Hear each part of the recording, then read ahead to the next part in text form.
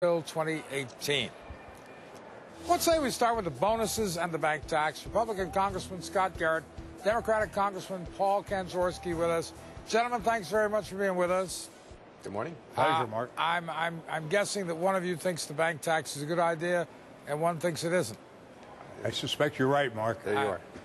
Mr. Kanzorski, you're for it, I assume? Absolutely. Look, the American people and the American government came to the rescue of Wall Street just a little over a year and a half ago. And my friends on the other side of the aisle, including Scott, argued it was the wrong process. But it seems to me now we've all recognized that Wall Street has recovered. And all we're saying is since we planned and promised the American people it wouldn't cost them anything, and we said we'd recover that money within 5 years, we're moving that up now because Wall Street is showing to the American people and the government that they've got this $165 billion in excesses for bonuses, and what a better time to collect the monies due and necessary to pay back the TARP funds so that it doesn't cost the American taxpayer anything. So I'm very much in favor of what we're doing. Sounds good to me. Mr. Garrett, make your case. What a better time to be raising taxes on the American economy. I mean, listen to all the reports that you have on this program continuously. We are not out of the woods yet.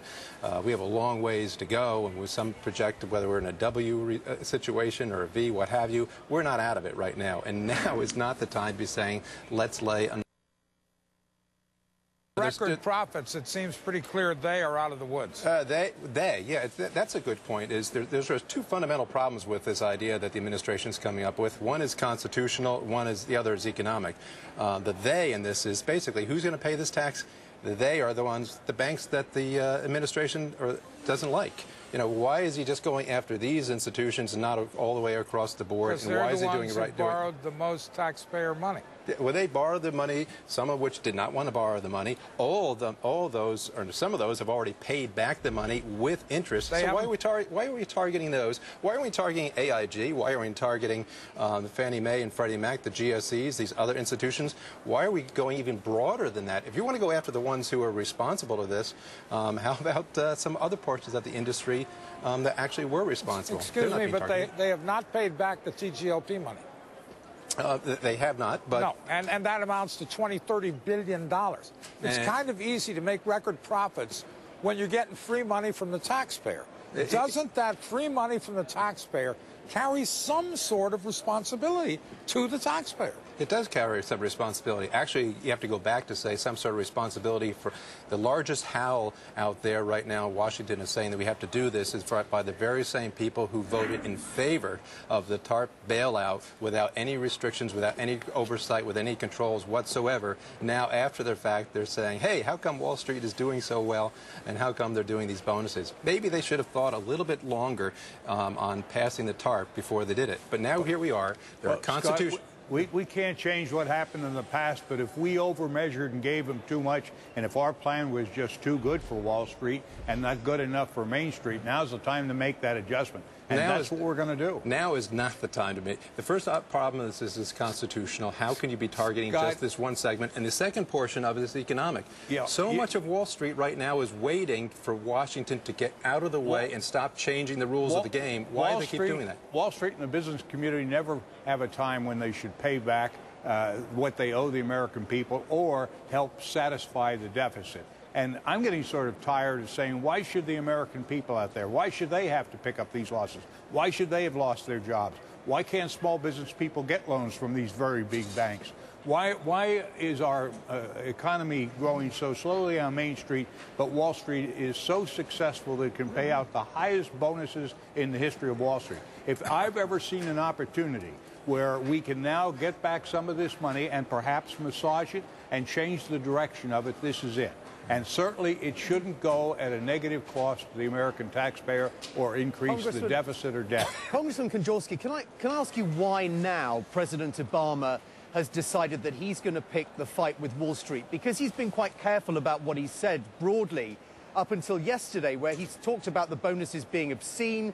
We want our money back and we're going to get it. Why now, 1 year into office, does he strike? I think, and look, I've been in favor and helped propose the recovery program. But I think the responsibility of Wall Street toward responding, particularly to the bonus, they know how annoying that is to the American people. They didn't care. Well, it's time now, since they have that excess money, we can do it. I think the president's trying to send a good message, and I'm with him on that message. Wall Street can do some things. One thing they can do is start lending to small and middle-sized businesses to get Main Street kicked off. They're not doing it. They ought to start a program. Instead of putting these bonuses out on the street, $165 billion, why don't they form a program of $165 billion in small and middle-sized loans to American business to increase employment? Congressman Koczorski, let's switch gears here, and I think put you on the defensive, because we're looking at the front page of the New York Post today, which I'll admit doesn't always deal in fact, but this seems pretty solid. Big Labor has won a concession from Democrats agreeing to exempt union workers from the Cadillac tax on high-cost health care plans until 2018. First of all, is that true? And if it is, why do you agree to it? Well, we haven't agreed to it. That's the ping-ponging. I happen not to be in favor of what's going on health care. I wanted to have a full-fledged conference so that it would be more open to the American people and to all of the Congress to participate in what is happening. But they didn't agree to that. They've gone to this ping-ponging, and all we're hearing is little smudgings of what may be the fact. But the reality is that they pull some of these things out of the air, and they're onerous in certain areas. For instance, the firemen and the policemen, they're not getting any concessions. They're only getting what they have to have in order to cover their people. And their costs are much higher than average health care costs. And so they're going to be punished if we allow it to sit as the formula was originally put together in the Senate. But quite frankly, you know, we're going to do the same thing to this as we've just done on this responsibility fee. We're going to have to come back and adjust it. Let's get it through, let's get it done, and then let's start really looking at the parts and the overall collective part of the program and make corrections that are necessary. And they're going to have to be made, because some of this is not fair, some of it isn't responsive. But what we tried to get at is the $70,000 a year Cadillac programs in Goldman Sachs. All right, we're going to have to, we'll all back you on that one. Okay. Anyway, Congressman, thank you both very much. We appreciate you taking the time to